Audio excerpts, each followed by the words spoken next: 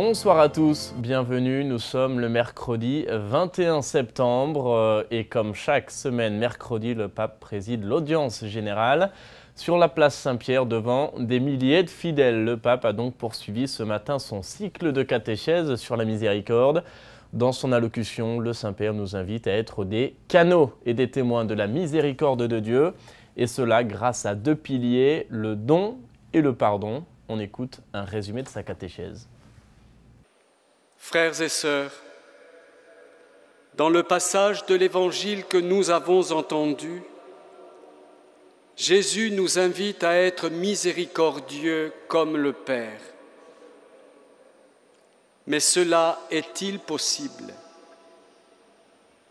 L'histoire du salut nous montre un Dieu qui aime, comme un père et comme une mère, d'un amour infini qu'il répand avec abondance sur toute créature.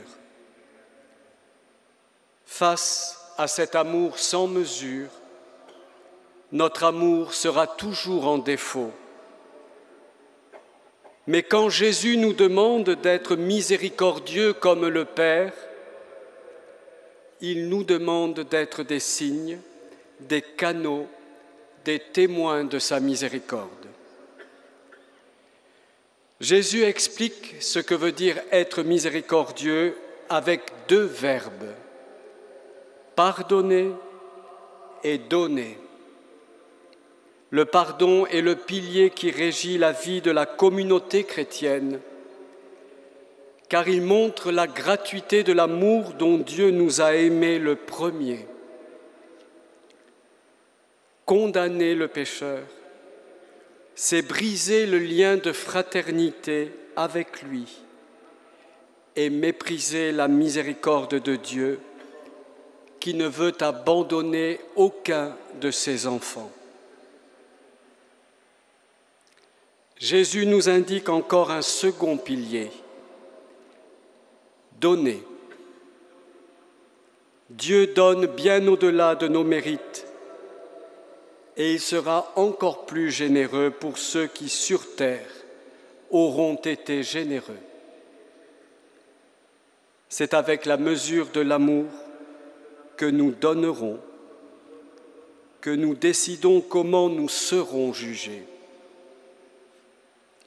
L'amour miséricordieux est donc l'unique chemin à parcourir. Hier, mardi, vous le savez, le pape était à Assise pour clore la rencontre interreligieuse de prière pour la paix. 500 responsables des différentes religions étaient présents et parmi les représentants catholiques, il y avait notamment le cardinal Philippe Barbarin, archevêque de Lyon. Nos confrères de KTO ont pu le joindre par téléphone. On écoute son témoignage. On est confiant, c'est ça qui est beau, que les autres aussi, de leur côté, vont demander à Dieu la paix parce que c'est un bien suprême, quoi. C'est le don de Dieu. Pour nous, les chrétiens, c'est quand Jésus vient de naître. L'ange explique que Jésus, c'est la paix pour les hommes sur la terre, parce que Dieu les aime. Je suis content, heureux et réconforté du fait que cette prière est accomplie dans chacune des traditions. C'est-à-dire que le climat n'est pas favorable, il y a beaucoup de peur, beaucoup d'angoisse. Donc quand il y a beaucoup de peur, il y a la haine qui réapparaît. Donc il ne faut pas être naïf. Et en même temps, on voit bien le combat qu'on a à mener, c'est clair.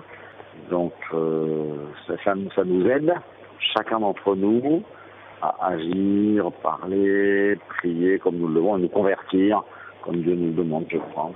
Voilà. Donc c'est une atmosphère dont je ne dirais pas qu'elle est bleu ciel, vous voyez, elle est douloureuse à cause de toutes les souffrances du monde, mais elle a sa beauté aussi parce qu'elle est fraternelle, très fraternelle. Et là, on sait que c'est un enjeu majeur et que ça va être difficile à gagner, voilà.